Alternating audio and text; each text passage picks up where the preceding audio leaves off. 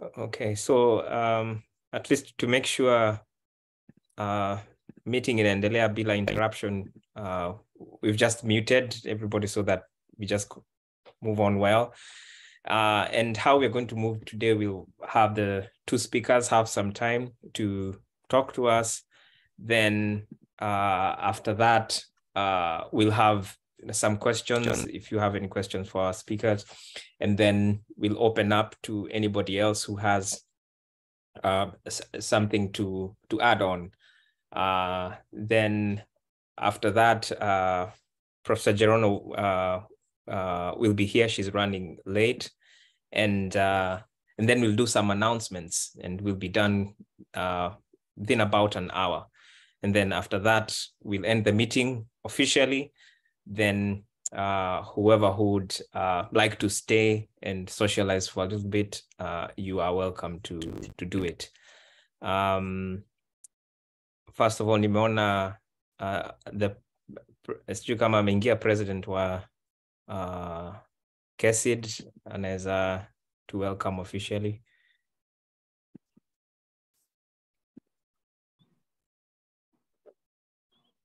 Hey everyone, sorry I came in late. I'm just on my way driving back home, and I want to take this time to appreciate all of you for joining us for our monthly meeting. And Sylvester, thank you for agreeing to host the meeting today.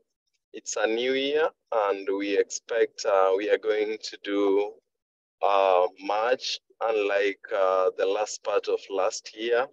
There was unprecedented incidences that made us not to do our monthly meeting as we had planned. But I'm grateful, I'm happy to everyone who is here, to our guests today.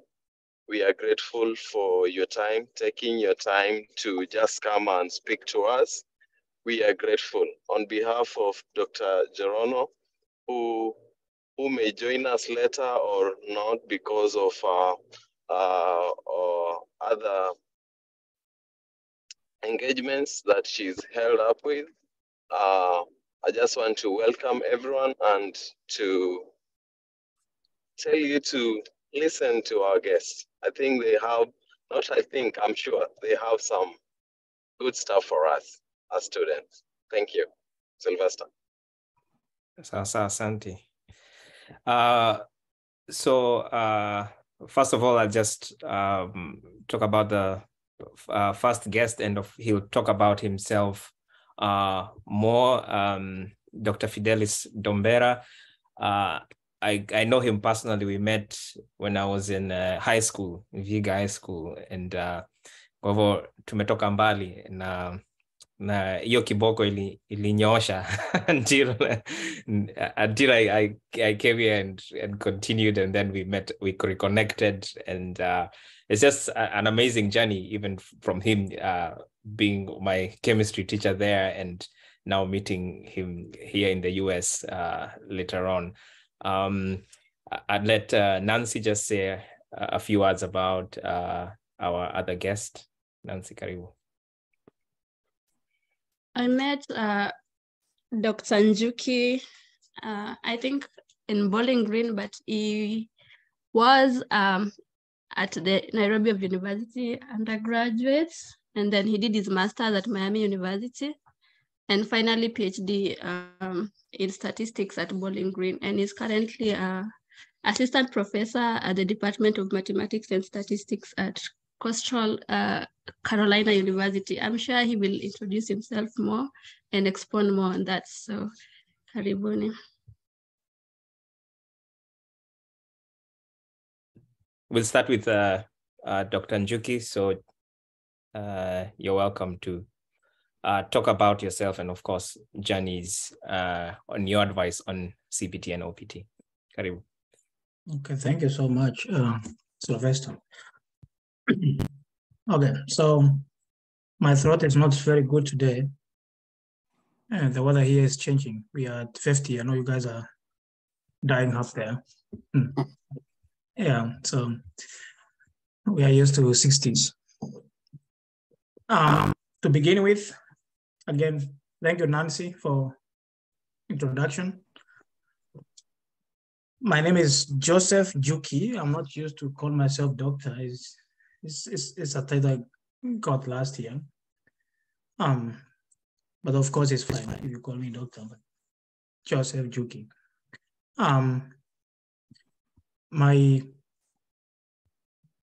My journey from Kenya to the US is rough and sometimes simple. I did my undergrad in the University of Nairobi in Kenya, and I did mathematics and physics. People don't know I did physics because I did only 2 years. Then my goal was to do statistics. So every time I found myself in math, I tried as hard as possible to find myself doing statistics. So that's how I came to find myself in statistics in my PhD level. How did I come to the US? I joined Miami, August of 2014, to pursue Masters of Science in Mathematics. My goal again was to do statistics, which I had applied earlier, and I did not qualify. Not that I did not qualify, probably I qualified, but I did not get funding. So I remember one email in 2013, professor asking me, I see you're a strong student in math. Why don't you just apply mathematics instead of statistics? You might end up getting funding. And that's what I did in 2014, and I got funded by Miami. But later I took another journey to get back to track to statistics. And I applied New York, which Nancy did mention there, SUNY, and that's where my whole journey of statistics grew up. So finally I got PhD at Bowling Green State University, and I pursued my PhD for 4 years, and I graduated last year, August. And my area of research is change point analysis. One day I purpose to present in KESID. So if you want to know what is change point analysis in the simplified language, probably I'll do that one day. So let me get back to the old topic of OPT and transitioning to the job market. Of course, one thing I have to mention in general is that you prepare 1 month, not 1 month, you prepare 1 semester due your graduation. So like my case, I knew I'm going to graduate in spring/summer, which is allowed in our school, my former school. And I started planning for my exit as early as September of my third year, like my 4th year. So that is when you ask yourself what you want in life after school. If you are undergrad, again, you need to think about what you want to do after you graduate. If you want to do masters, then you have to start applying school 1 year or the fall before you graduate in the following year. Or if you want to pursue PhD, you do the same. But if you want to do job, like I did after my PhD, I never did OPT in between masters and PhD. Some other people did, but the process is the same. So if you plan to work on the OPT and CPT, which I'll also mention there in between, OPT generally gives you a chance to apply exactly what you did in classroom within the US for a specified time. So in my case, it's STEM field. So I knew I had 1 year plus 2 years in case I get a good employer that is willing to sponsor me, not to sponsor me, but to offer me job up to 3 years. So my OPT could work up to 3 years. Then back to the question of, do I graduate the following year? That question was very important because I could ask myself, do I want to join the companies as a statistician or data analyst, or I want to join teaching? I've been teaching since high school, after high school, undergraduate, and so forth. So I felt like my strong field of work is teaching. So that's why I applied for assistant professor position. I can be frankly speaking, I only applied like less than 20 companies, and I think only 2 interviewed me, And before they interviewed me and gotten this job, so I gave up in the process. So because that was not my area of wish, I can call it that. So getting prepared to the OPT is that first you need to prepare yourself when you need to exit so that you don't fall out of status. In my case, I was graduating in August, so I needed to prepare myself within 2 or 3 months to have my OPT applied. But my case, I'm going to talk about PhD generally, but not through my experience because I never used my OPT. What happened is when I was interviewing, the question, of course, they would ask me, what question do you have for us? And the next question I could first put forward was, are you willing to sponsor me for the working visa? And because most of this was more like a teaching position, you can always ask this question, even if you're doing company job. There's no harm of asking, are you willing to sponsor me? Because OPT, if you are non-STEM, it's 1 year. What about beyond 1 year? So if they don't sponsor you, then you lose your job and probably you have to go back to school or go back to Kenya. So that question was very frequent for me. And every time, because these were more like permanent positions in teaching, they could say yes. I remember one company said they are not willing to file for me, and I did not attend the next interview because I don't have to waste time to something I know I can't even take. So in my position, one thing I negotiated for was sponsorship or the working visa. So we discussed about possibilities. They said mostly people can come in as OPT, which is continuation of your F1 visa. But I was more like, I just need H1B. H1B allows you to work for up to 6 years. But basically what H1B is like a preparation ground for you to be a permanent resident so that you can work for the company longer. So if you are working in the academic field, which I want to stress much on this, if you're working in the academic field, not necessarily as a teacher, you can also work in the academic field as an administrator, as whatever you're doing there in a teaching institution.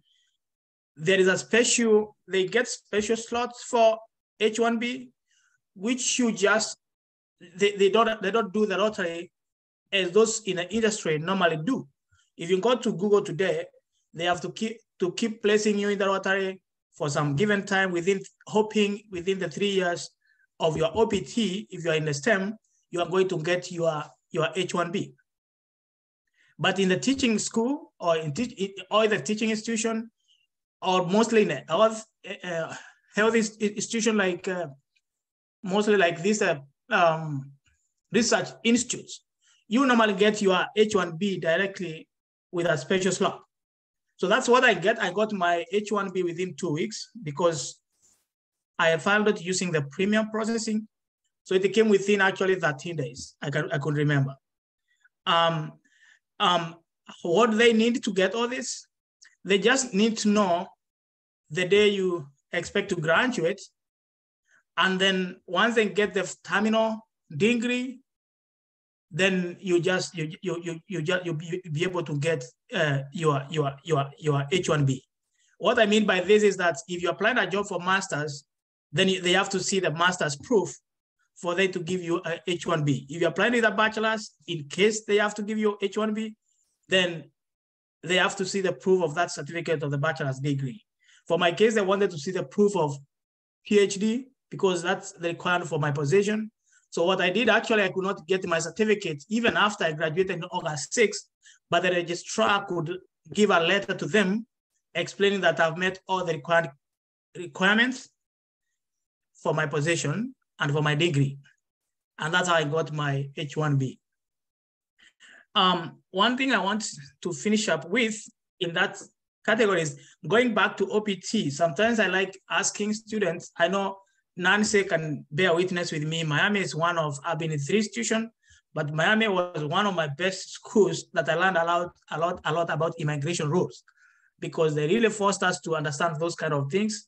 So once you're in your final year, I always advise people to be very close to international office, because those are, most of them are immigration lawyers, and they understand a lot of things about transitioning from school to job market, or from one school to another. So they're the best people to give you the best advice ever. Sometimes you might deal with somebody who does not understand a lot of it. So it's always good to give a second ear from somebody else who went through the process. But in most cases, most schools are very qualified DSO. To finish up with this now, finally, this is what I would like to mention. For master's students, I think their graduation comes so quickly because it's just 2 years and people don't get much prepared. And I've seen situations of friends when they start applying jobs, when they have already applied their OPT. I feel that's not the best way to go, because if you apply a job, once you get your OPT, then that means you're running the OPT without having the job that you needed to work.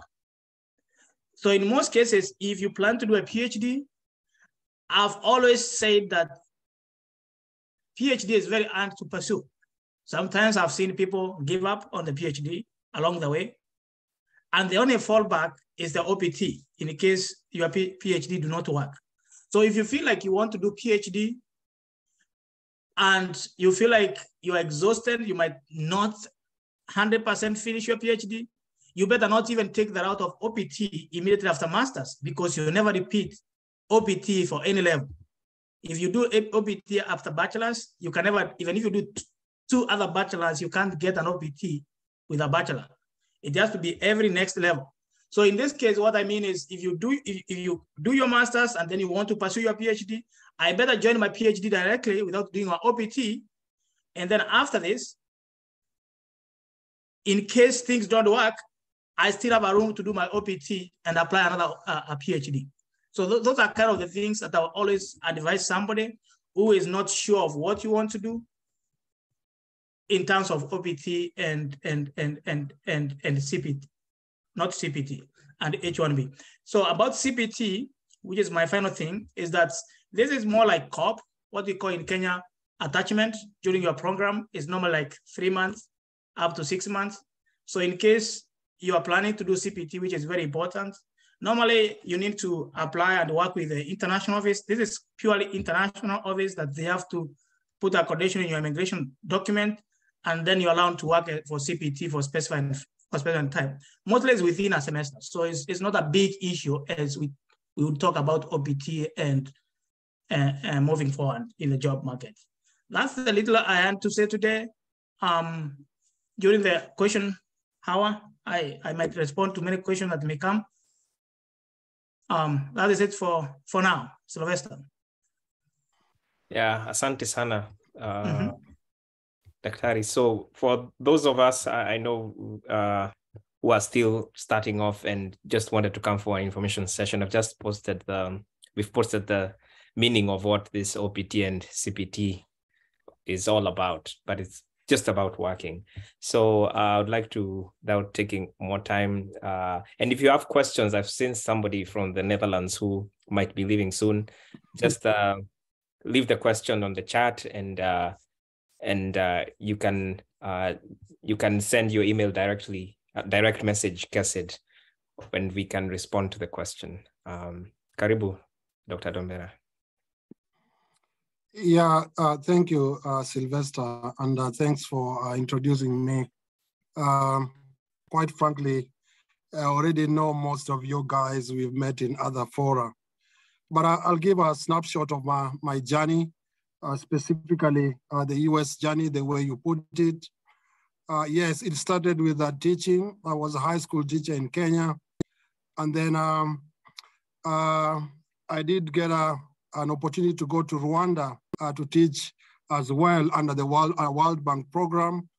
And it's during my teaching in Rwanda that we had a US delegation from the Secretary of Education from the US who visited Rwanda.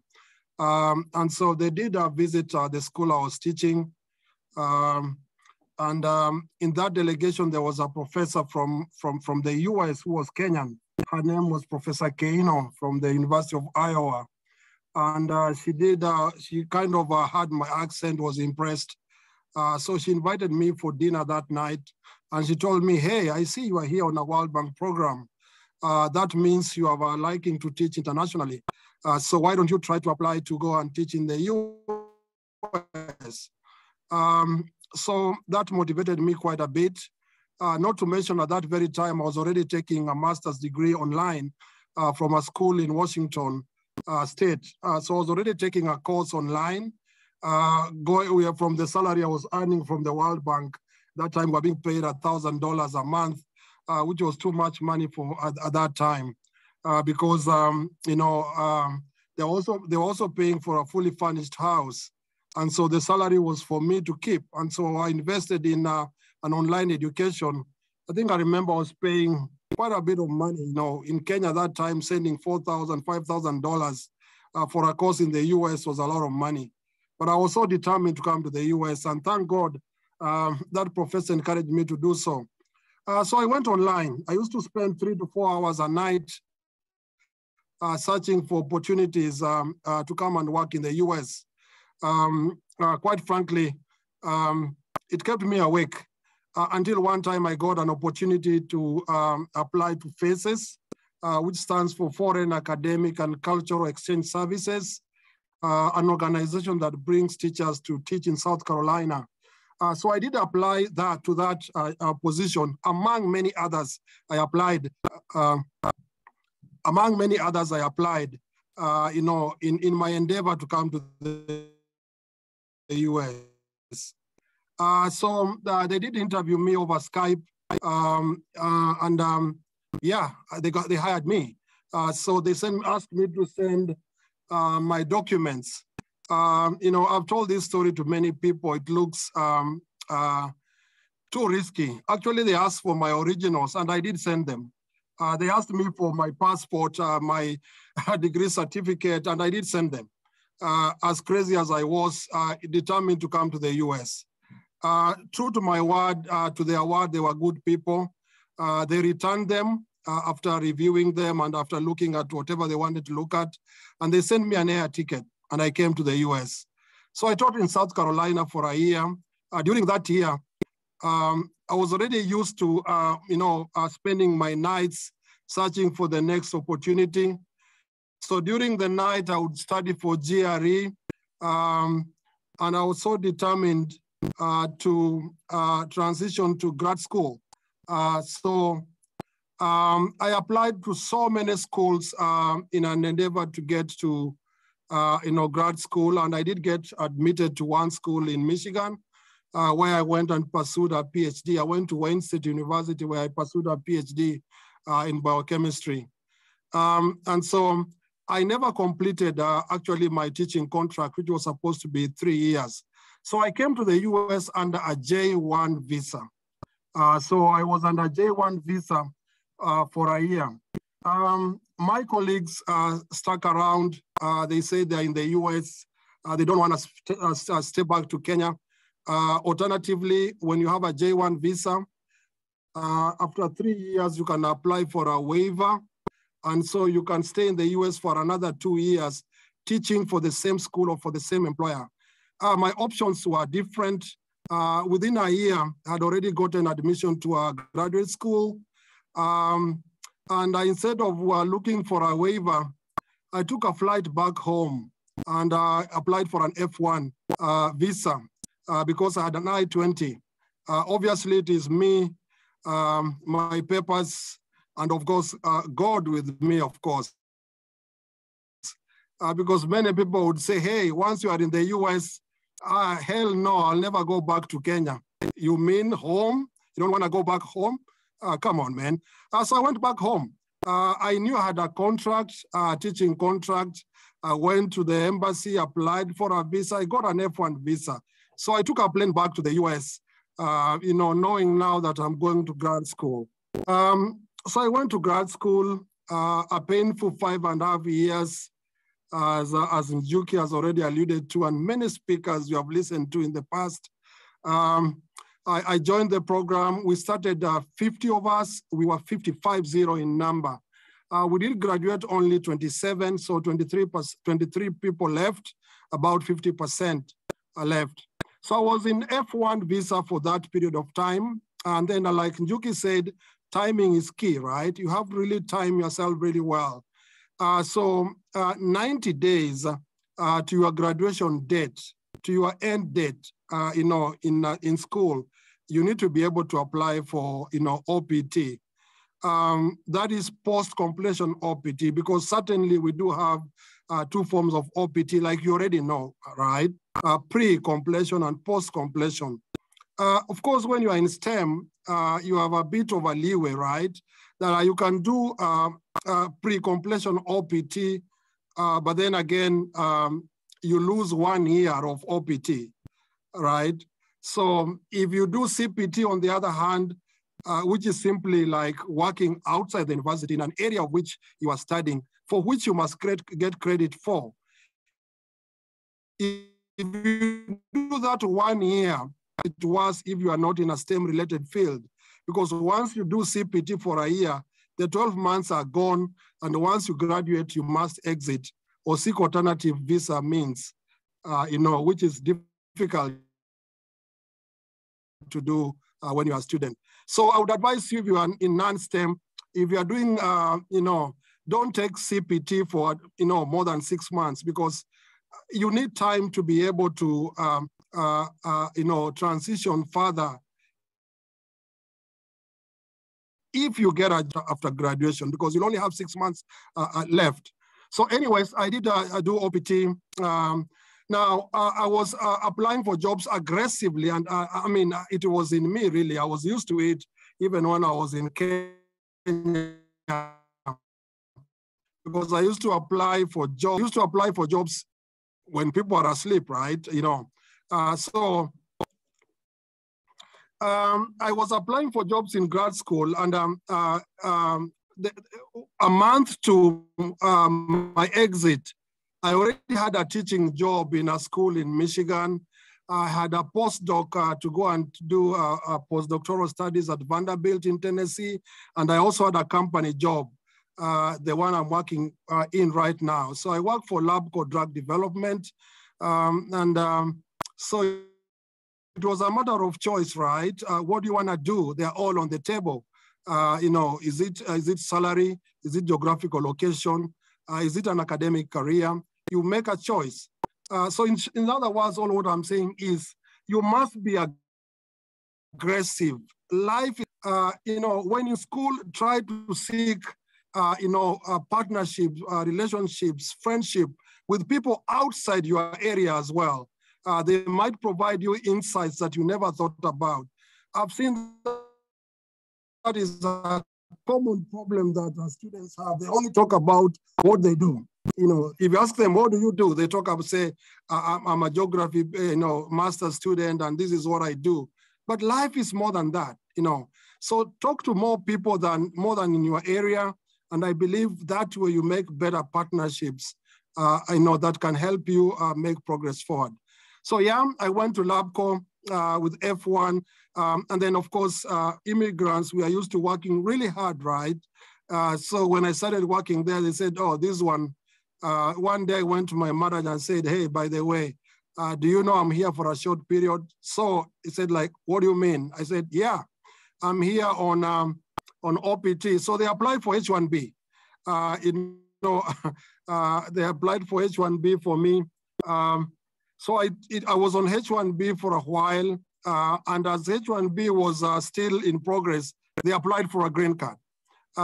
So if you like a better story, longer than this, you can always reach out to me, because I've been in J1, F1, H1B, and the destination you want to be right now, which is getting a green card. I've been into all those 4 visa types, and it's a story that cannot be completed in 10 minutes, right?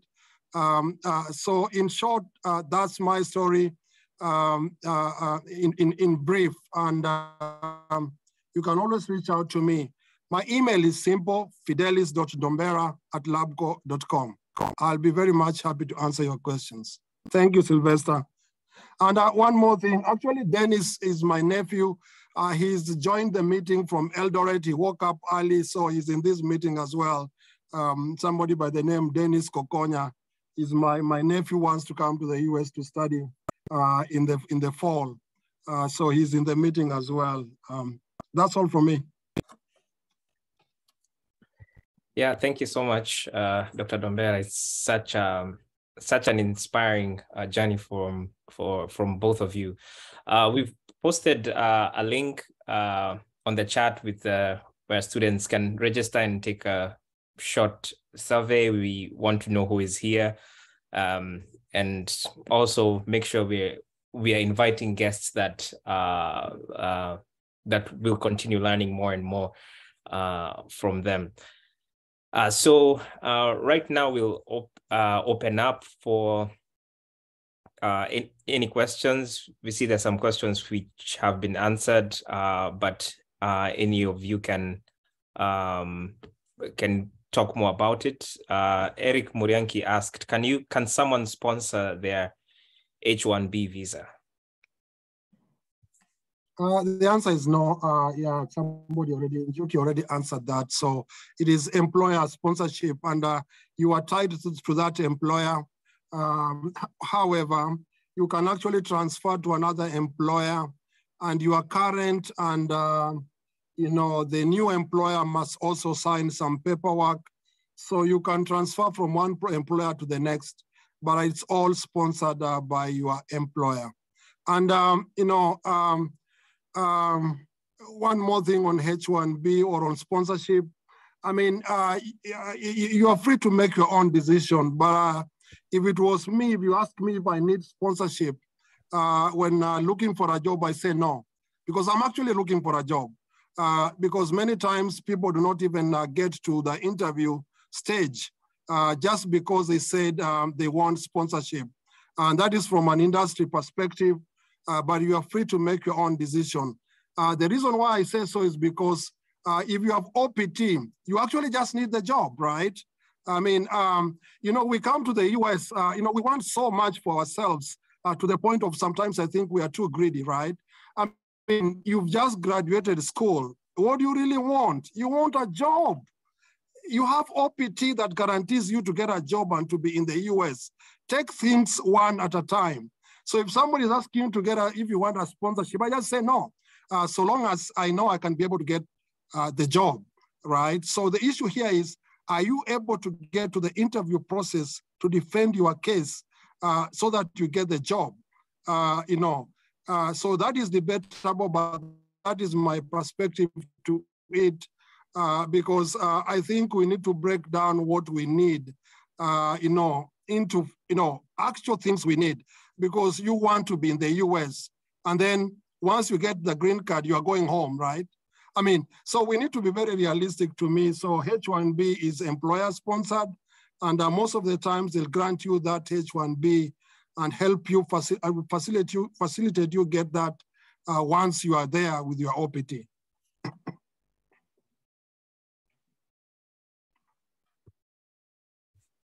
Maybe I can add something about that, Sylvester. Yes. On the same question, whether one can sponsor H-1B, actually, the thing is, the H-1B gives you more time for transitioning to the immigrant visa, unlike the one we use, non-immigrant visa. And especially people in the STEM field and people with some good publication, teaching experience, or maybe a good research experience under the STEM, you can always do your application for your green card from OPT to the green card. You don't have to go pass through H-1B. I've seen 2 people already I know that applied for their own green card from PhD to green card. You don't have even to pass through these steps you're talking about, because they have a special green card called EB1, which is you're highly skilled personnel in the US or in your field. So you don't have to go all these steps you're talking about, but mostly they are more procedural, just because, of course, the experience increases with time that you're working. So that's part of the things I would want to say. But the answer, again, as I said, is no. is a petition through the employer for you to work for them. So only OPT. Actually, I tell people, if you want to change companies, you better keep OPT for 3 years if you're in the STEM, because you can change anytime you want. But H1B, it controls you a lot. Yes. Yeah, certainly. So you can actually apply for, there are several EBs, right? There is EB1, EB2, EB3. I believe there could be EB4 as well. The criteria for applying for each of these is different, but the bottom line is you have to prove expertise in your area. So I think that's always a favorable route. I've seen many people take that route and get green cards. I've written many recommendation letters for many Kenyans as well. So you can actually move from OPT directly to green card via the EB1, EB2, EB3 pathway. And obviously, like somebody mentioned, you guys have already, I'm sure you have attended sessions with the International Students Office. They have all this information. It's pretty much straightforward, on how you can proceed. Some people have taken the Canadian route. People say it's easier to get a green card in Canada. And then once you are there, you can come to the US. The validity of that is subject to verification. It depends on a person-to-person basis. But overall, people say that if you are doing a PhD in Canada, you are eligible to apply for a Canadian green card. And so that way you can still be able to work in the US. So those are options that are still open as well, and not just the H1B. And if you are in non-STEM, don't think that it's like a bad thing that is only 1 year or so. I think that should be more reason for you to really work so hard to find an alternative route to transition, because you see you have only 12 months to be able to, get to the next level. But the bottom line, I should say, like the way former president used to say, my fellow Kenyans, I think the bottom line is not to die here. Home is still good enough. That's why I maintain lots of relationships in Kenya. I have research collaborations with several schools in Kenya.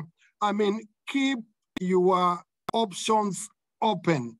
Keep them open, because I've come to learn that the more you think that you must be here, the more you get more frustrated, and the more you think that you are losing a lot. I don't think so. We should be able to try to be as open-minded. Let's try to be as open-minded as possible. It's not only about being in the US, quite frankly. Okay, asante sana. There's a question here from Catherine Ndirito. But this one, if you're not in this field, maybe anybody else can answer. Where would you recommend someone to look for internships in data science?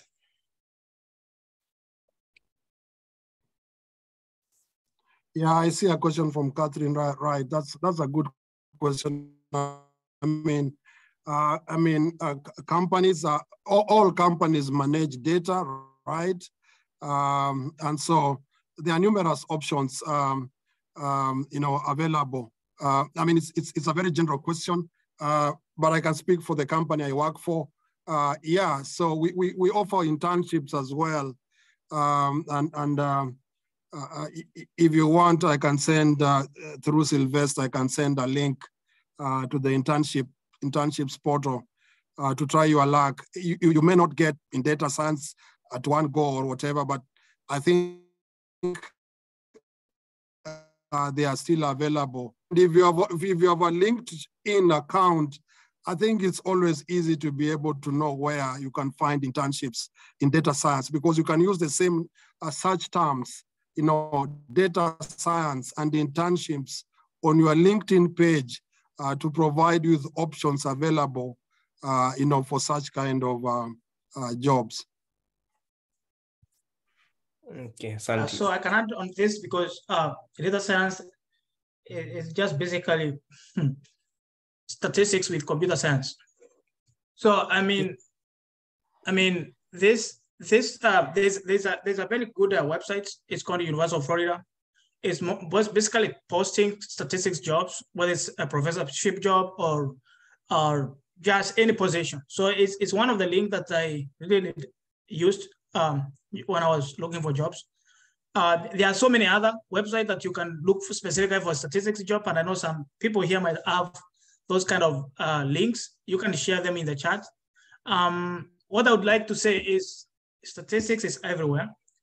I remember one of my Kenyan friend at Miami University was doing statistics, and he graduated when I was joining, and he actually worked for analysis for the Walmart.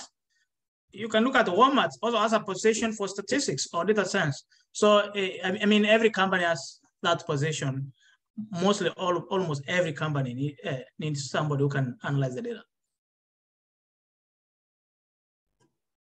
Okay, asante sana. So we've again posted the link to the survey, and after this, we will send you whatever other information that we get from Dr. Njuki and Dr. Dombera, together with their email addresses if you'd like to contact them. So please register so that, and if you would like, just share your email with us.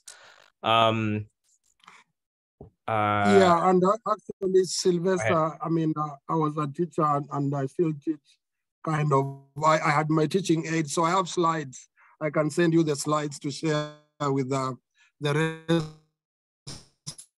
of the group, and then maybe that we can be able to answer, or certainly any other, person who's gone through can be able to answer. I know there are people like, Dr. Patiko is here. I've seen Professor, Teresa. So the other people can be able to answer these questions as well. So I'll share my slides with you, and I can share my email as well, in case somebody wants to ask questions. Okay, thank you so much. At this point, I'd like to, as Dr. Dombera has mentioned, just welcome some of our board members to add something, whatever they had. I see Professor Ochieng had something to talk about the EB1. Maybe he can expound on that. Karibu, Professor Ochieng. Let me unmute you.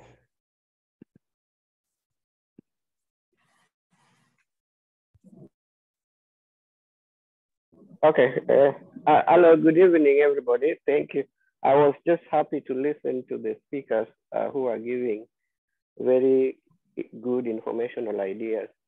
Yes, just like Dr. Dombera, we come a long way. So many of these things we have talked with him in detail. And so I just wanted to emphasize on the area of EB1, EB2, EB3. So that's a special category of green cards that require a minimum of a master's degree, preferentially a PhD, because again, it depends on the accomplishments that you have made in your time, in your academic journey. So many a time people have better accomplishments after their PhD, or maybe after your postdoc.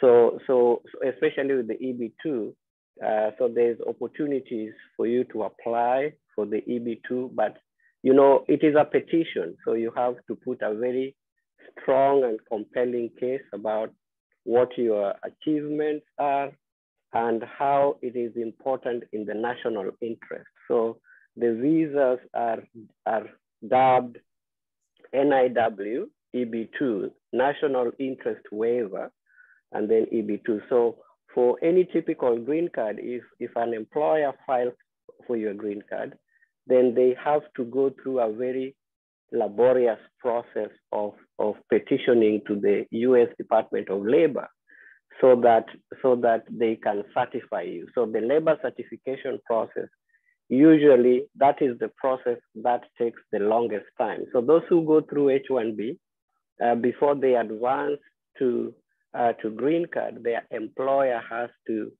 submit their paperwork to the US Department of Labor so that they go through the labor certification. And that's the process that can take up to 1.5 years sometimes. So that's the longest of the process. So in the NIW, or the National Interest Waiver, EB2, what you are telling the government is that you are of national interest, so that you don't need to go through the labor certification. They need to waive that component.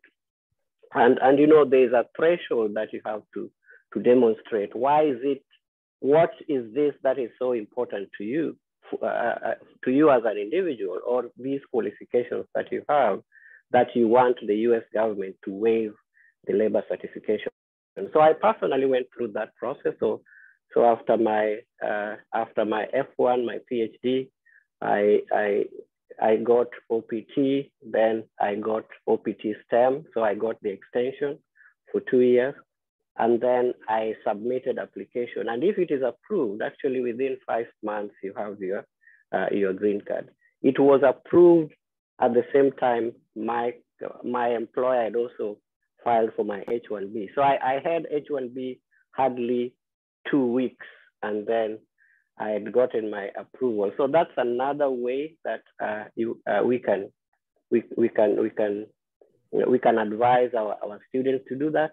Before you take that route, please talk to people, because it really needs very serious recommendations, and people just need to evaluate the amount of work or the quality of work that you have done, if it can meet that threshold. So some of us have gone through the process. We can be glad to help if you happen to choose that. In the meantime, thank you for the speakers, and I will just be glad to hear what others have to say about it. Thank you.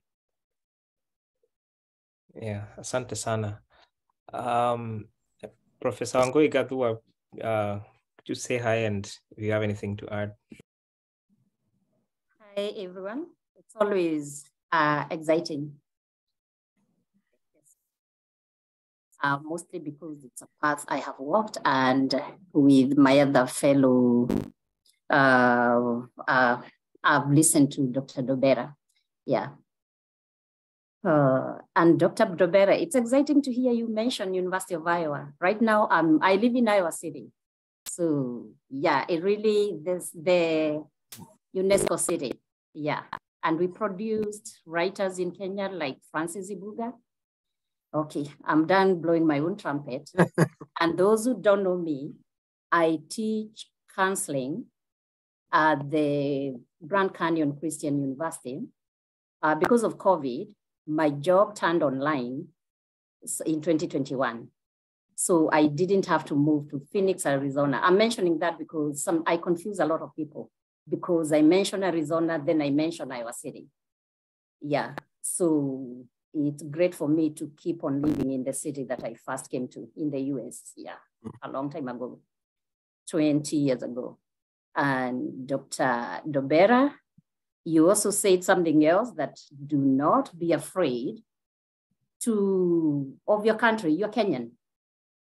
And yeah, and you said that I straddled the two places, like a lot of us Kenyans, working there and here. But also it's also real when people say, the moment I get that visa, until visitors or tourists or school, I'll never go back until I get something permanent. And I got to know this in 2014 when I went to finalize my dissertation thesis research. And the US Embassy told me I'd carried my 14-year-old with me. The person who was there told me, I'm sorry, ma'am, you seem like you want to live permanently in the US. I'm sorry, this time we are not issuing you with a US visa. It took a lot of work and God for me to get back in 2017, but I told my 14-year-old, I mean, you've always known you're a Kenyan, so let's get you your life going. Let's get you a school. It took me a year, even if I defended my thesis on Skype. It took me about a year to actually get a job in Kenya. I had the papers. Actually, the country was requiring people teaching in the university to have PhDs, but the tarmacking was real. I was actually walking around. All that being said, let me get back to the topic of the day and what happens after you're done with school. I'll touch on Dr. Ocheng. You've talked about when I completed my PhD, there was the national waiver visa. One thing I like about that is that the response from immigration is quick and swift, either approval or not approval. If my memory serves me right, I think that time when I was wanting to go for that, it was reading 12 days, but it may be more, but it's swift. If anybody decides to go that route. The other thing I've seen something going around. It even arrived on our KESID WhatsApp groups that now you're even allowed from out of the country. I do not know yet whether anybody in Kenya has applied for that and succeeded.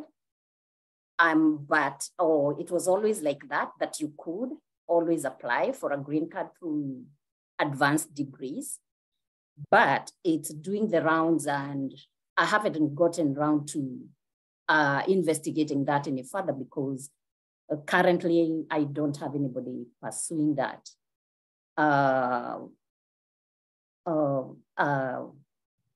Let me see.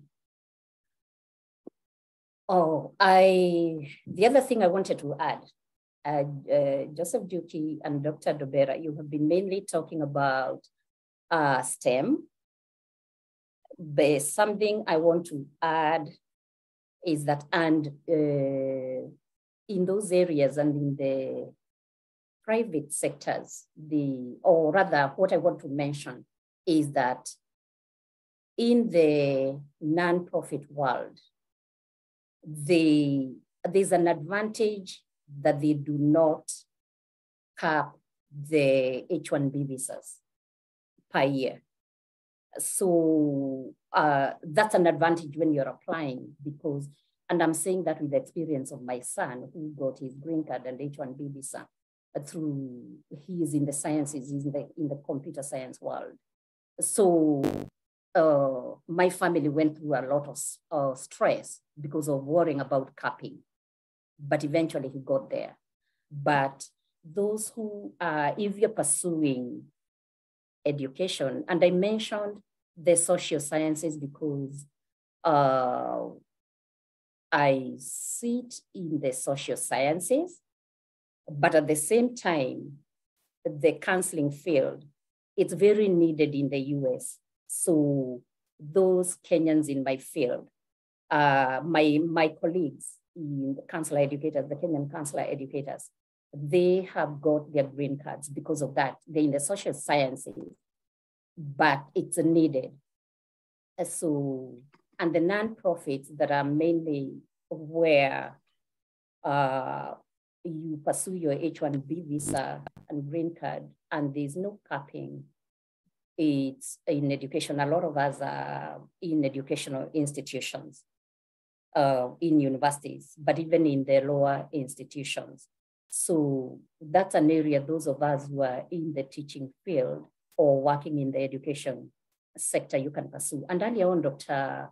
Dobera had also mentioned even getting a teaching job, even when you're all the way in Kenya, because it's an area that is really needed. And then the other area is non-profit organizations. I coordinate a domestic violence organization for African immigrants and refugees in the state of Iowa. So other organizations like that also, they also do not get cut.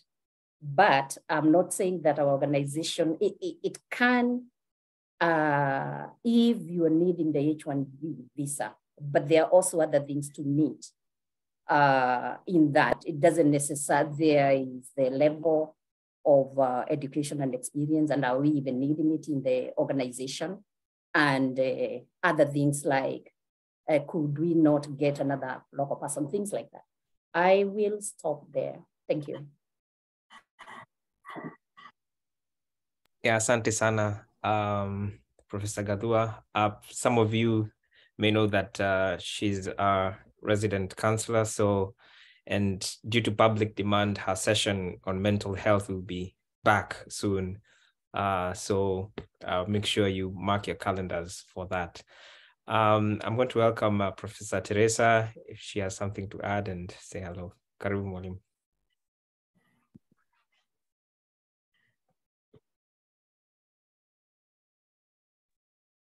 Oh, and I'll just say hi to everybody. I am in Northern Illinois University. Everything is new to me because I went through a completely different route. Sometimes it's nice to be a woman. You just ride on other people's backs. So I did that. So there's really not much that I can add to this, but excellent conversations. I think for all of us, we need to learn because we might be called to help, other people. But it's nice to see everybody. Happy New Year. And I hope that we are all going to work hard. Our country is depending on us to be the champions. Thank you. Asante sana. Yeah, as we've talked about, both speakers, they talked about, and also our professors about, the power of networking and not outside your field, because I'm mostly in music and performing arts, but just going to KESA, you've had KESA being mentioned. I learned so much, even just about my research, and it's even in a different field. So, and we'll have more information about KESA. I can see some people here who may have more thoughts on that. But again, on James Ndone wrote about, emphasis on networking, and Dr. Rumbera on LinkedIn, even how you put your interests, you get a lot of, people just search you. And for those of us who are here the last time, Professor Geronimo Teach, the CEO and founder of KESID, she said she came to Indiana University, but the employers found her on LinkedIn. They just saw what she's doing and they invited her. And through that, she got a very good offer. And she's now an associate dean at Indiana University. So again, just keep knocking on doors. Dr. Njuki talked about never giving up, just apply, keep going, apply for as much as you can, and then talk to our professors here. They are really willing to help. And again, continue registering and we will send you their information. Some of them I've seen they've already shared, Dr. Patrick Ochen, Asante, and Dr. Dombera. So we'll send this information. As we did start like about 5 minutes late, so sorry for going over a little bit, but just to add something on the arts and performing, since I'm pursuing a doctorate in voice performance, and some of us know maybe of the Moipe triplets or Moipe quartet, and they're now based in New York. And what they did, they got something called an artist visa. And for the artist visa, they had to present a portfolio. A portfolio is showing where you've performed. And that is something you build through your CPT. And I don't know about other universities. And as Dr. Njuki has, encouraged us to go to the international office and just talk to them because they're lawyers and they know the system. I could not get CPT on my first year, but after my first year, I could sing in churches. I was even surprised because, in Kenya, we train choirs, choir church, it's, God's work, which is good. But here they know you're studying music and they say, hey, we are paying you to make sure the music is well and you are leading the congregation. So there I go every Sunday and then I rehearse and then I get paid and then I put it in my CV. So when time comes, things like those and other performances that you participate in, or even if you're a composer and you're doing film music, put it in there. And with that portfolio, I think you are able to take advantage of such like artist visa and other visas that probably you can get. For now, you had something called. That's true. That's true. That's true. Okay, you had something to add. Sorry, go ahead. No, yeah, I just got excited when you talked about the artist visa and all that. I know there's another visa called O1. That is a visa for people with extraordinary ability, out there. I mean, it's really hard to get it. But then again, if you believe, in the law of trying, it's something that you can also always try. I mean, there is visa O1 as well. And then also, secondly, I also wanted to say that, sometimes we talk, but then again, what can you do today? I mean, if you're a student, simple. I mean, apply. That is as simple as it is, right? Apply and apply and apply. I mean, because sometimes we talk and talk and talk, you know what to do, but the actual measurement of what you are doing is what really matters. Just keep applying and applying and applying. That is my final shot. I want to add something. Brought that, Sylvester, you made me remember that. I mentioned that I coordinate a domestic violence organization for African immigrants in Iowa. So when I said the nonprofit, I meant the ones that are state or federally funded, like ours. So they have that ability to file H-1B visa, they qualify, and their visas are not capped. So I've also remembered another thing, because we are talking about getting to a green card, and we mentioned other categories. The other category, this is negative, but if you qualify and you're in that category, and I'm mentioning that because Sylvester, you reminded me, I'm a licensed counselor in Iowa, and I train counselors.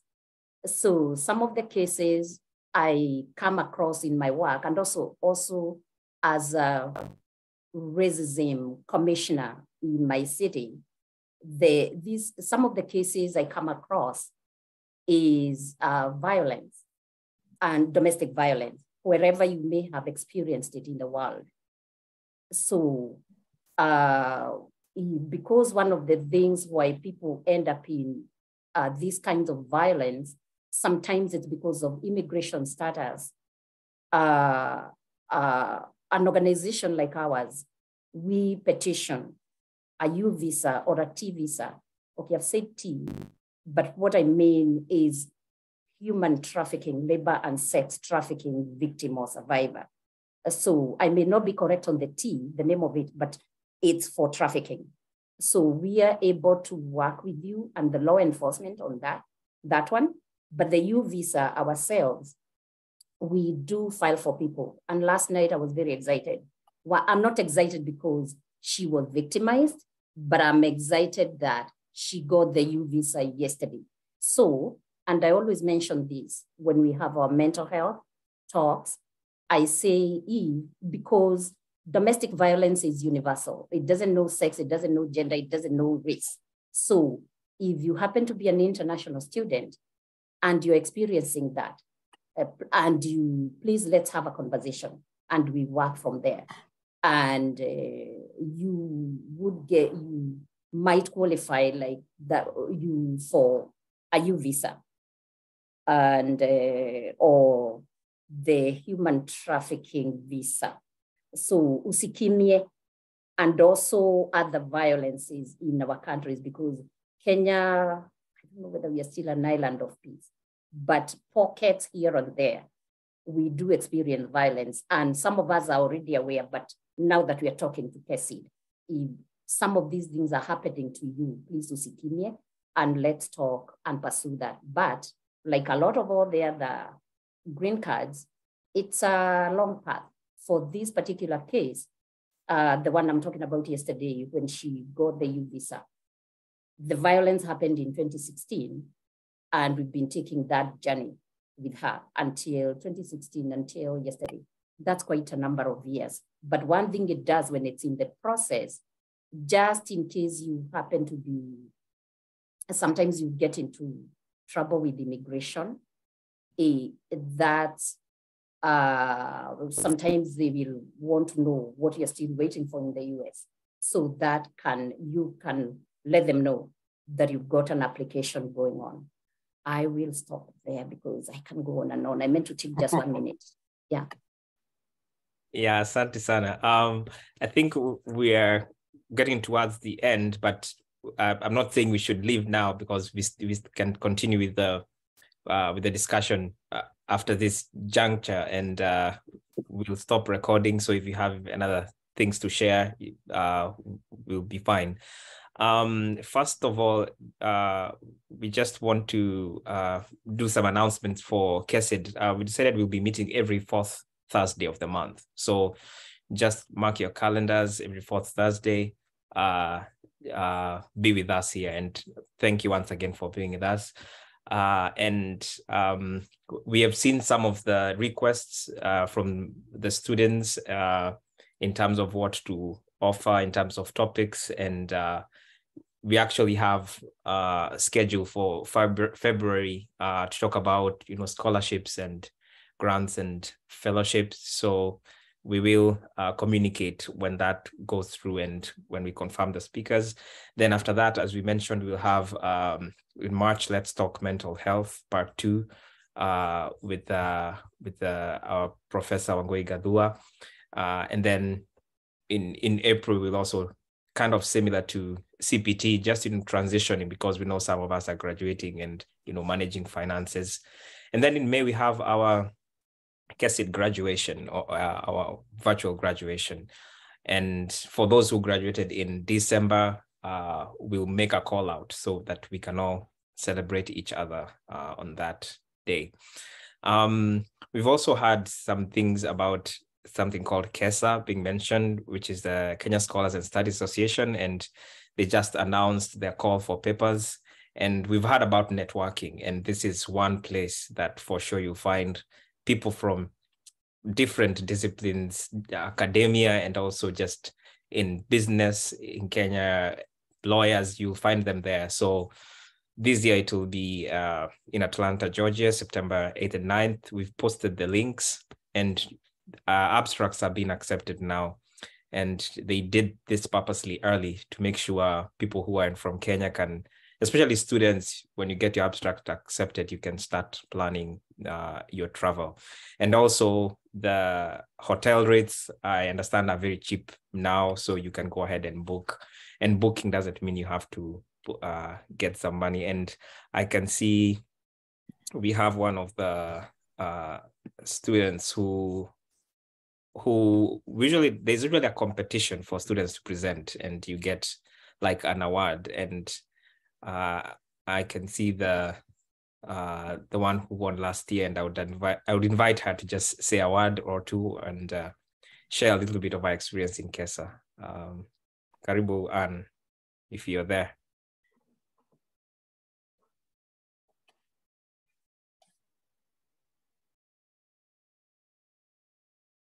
Is Anne Waswa still? She's on mute. While we wait for her, let me address a question in the chat from Esther Gagawala. I'm not sure how often this occurs, but what happens if one is denied the H-1B visa or any of the visas mentioned that you're in here in the US and you get sent back home, or you can appeal? I think, Esther, you seem to have answered some of that. Did you get sent back home? Sometimes they let you know and give you a time. I'm more familiar with the 30 days they give. The people that I know have been given 30 days to go back home. Let me go back to H-1B visa. Usually, and I'll give the example of my son because that's what I have experience with.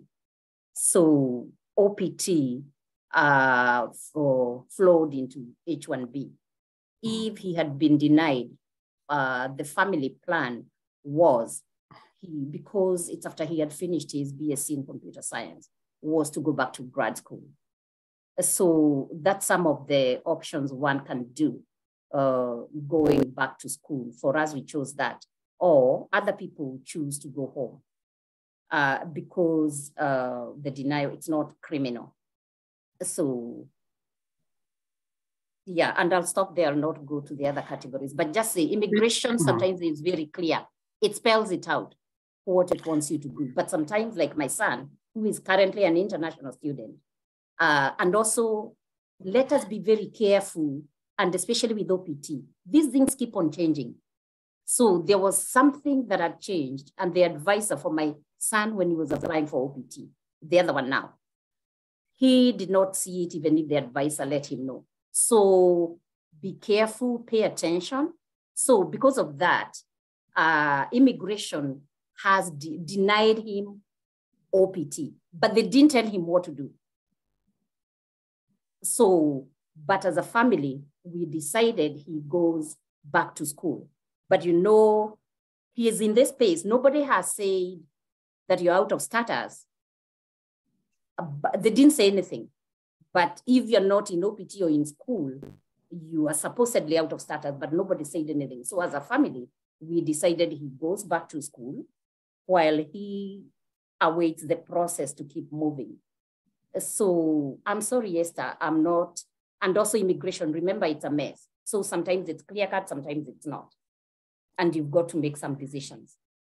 Again, sorry for taking all that time that Anne was supposed to be using. Yeah, if I may just add one sentence. Obviously, you want to apply for a new visa while the other one is still valid, right? You know, there's no way you can be in the US without a visa. That is as simple as that. You know, if you're out of status, that's when you don't have a visa that is valid. I mean, you can be an F1 student, your visa has expired, but you are still in school. So that one doesn't apply. I think the bottom line is simple.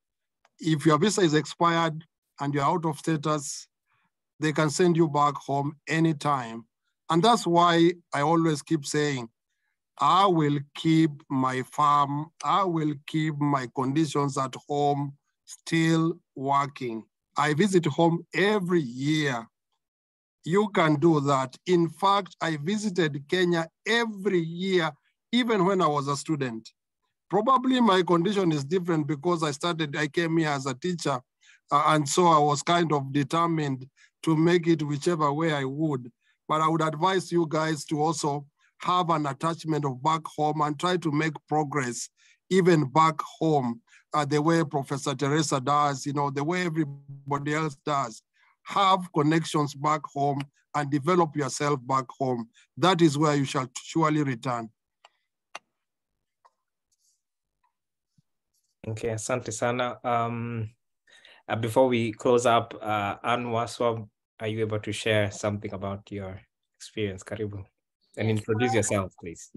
Yes, hi everyone. My name is Anne Waswa. I'm a graduate student at the University of Georgia. My pleasure to be here and to see everyone. So I attended KESID last year. It wasn't my first time though. I've attended it before and presented a research paper, won the first position. But apart from just the winning, it was a great opportunity for me to network and learn from people in my field, people from other fields, and realize I have neighbors right here that I didn't know from back home. So I encourage all of you to come, and you could come even to just like network if you don't have like a paper that you've already prepared to submit and present. It's still a great opportunity for you to learn from people who've been here longer than us, who are really open to help us in very different dimensions. So, karibuni sana. Thank you. Asante sana. At this juncture, I would like to say thank you very much to our guest speakers, Dr. Njuki and Dr. Dombera. We can give them a round of applause or virtual applause. We really appreciate all of sharing your journey, and which was very inspiring, and even what to do. And we need to, keep working and applying and meeting people and really making sure we have a home in our plans. Also make sure you're visiting home. So at this juncture, I'd like to invite back I don't know if she's still around. Nancy, are you still around to officially close this part with a word of prayer, and then we can go into more networking. We still have some questions which we can address after officially ending. Is Nancy still around? Yeah. Yes. Let's believe and pray. Heavenly Father, we are grateful for having guided us through the whole meeting. Thank you for the information that we've learned, and thank you for everyone that has contributed and that came for the meeting. And we pray that we may benefit from the information shared, and we may also be of help to other people with all that we've learned today. We pray for health, and that you'll be with us until the next meeting that we have. In Jesus' name I pray, believing and trusting. Amen. Amen. Amen. Bwana President, I don't know whether he's still around.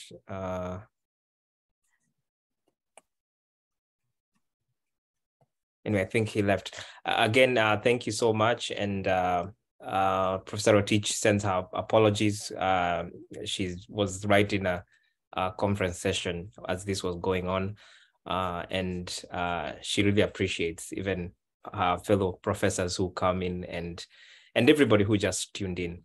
So right now we'll just end the meeting, and you can leave at your pleasure, and we can go. Sylvester, somebody is asking for links. Sorry? Someone is asking on the chat for KESA links and KESA WhatsApp. Yeah, so I know you'll do that. You'll follow up with that. Yes, because I will. But for now, I've posted the links which will take you directly to their website, and you can get more information. So stop.